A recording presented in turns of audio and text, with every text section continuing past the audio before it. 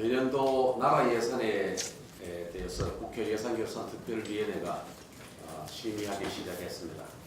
오늘은 내년도 예산의 총량에 대해서 국민들께 정리해서 말씀드리고 다음 기회에 세부 항목들에 대해서 말씀드리겠습니다.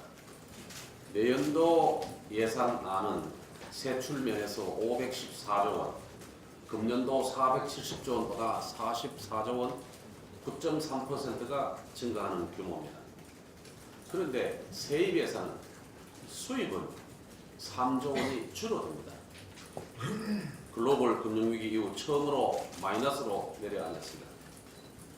세출 예산과 세입 예산의 차이, 지출과 수입의 차이에 해당되는 재정수지 적자는 72조 원, 전체 GDP 대비 마이너스 3.6% 역대 최대 폭입니다.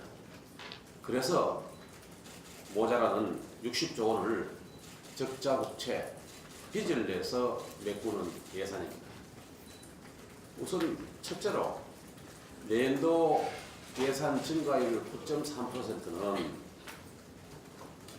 이전 정부, 전 정부의 평균이 4.4%니까 2배 이상 늘어나는 겁니다.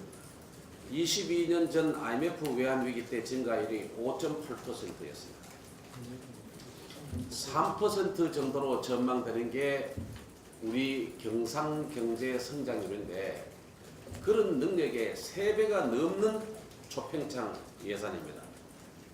예산안만 놓고 보면 이미 제2의 IMF 환란이 찾아와 있는 모양입니다. 둘째, GDP 대비 재정수지 적자 금년도 마이너스 1.9%에서 내년도 3.6%로 2배가 늘어났습니다. 98년의 외환위기 때, 2009년의 글로벌 금융위기 때 제외하고는 3% 적자를 넘는 게 이번이 처음입니다. 방어선이 무너졌습니다. EU가 회원국으로 가입 조건으로 내걸고 있는 재정수지 임계치가 마이너스 3%인 것을 비춰보면 우리나라가 유럽으로 이사를 가도 재정수지가 나빠서 EU에 가입이 거절된다는 의미입니다. 셋째로 내년도 국가빚, 국가채무가 806조 원에 이르고 800조 원을 처음으로 넘깁니다. 금년도보다 65조 원이 넘게 늘어납니다.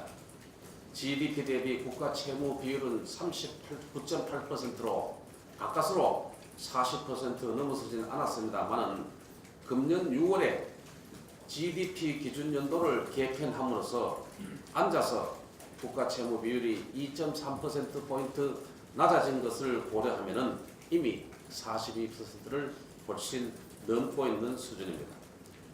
KDI가 우리나라와 같은 소규모 개방 경제의 적정 국가 채무 비율이 30%대 중반대라는 연구 결과는 내놓은 것을 보면은 결코 안심할 수 없는 수준입니다.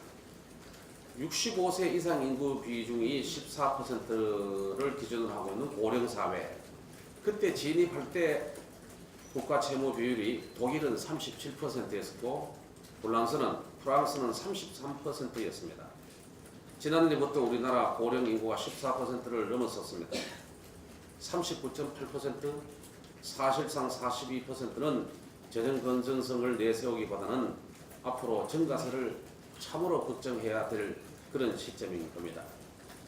특히 현 정부, 이 정부 임기 중에 국가 채무 비율이 10.5% 늘어날 전망입니다. 이거는 IMF 외환위기 때 5년간의 6.2%, 글로벌 금융위기 때 5년간의 5.8% 증가에 그친 것을 고려하면은 이미 재정은 위기의 한복판을 한참 지나고 있는 셈입니다. 넷째, 재정 투입의 절차적 정당성도 심각히 훼손되고 있습니다. 예비 타당성 면제 규모가 금년에 3조에서 내년도에는 28조 원으로 10배 가까이 늘어납니다. 예산을 팽창을 막기 위해서 해놓은 제도가 예비 타당성 조사인데 이거는 실시한 게 이 정보 들고 11조 원입니다. 그런데 면제가 25조 원으로 2배 반이 넘습니다. 배보다 배급이 훨씬 큰 모양새입니다. 내년도 예산 규모는 결론적으로 당초에 각 부처가 기획재정부에 이만하면 되겠습니다 하고 내놓은 499조 원 이내로 조정되어야 합니다.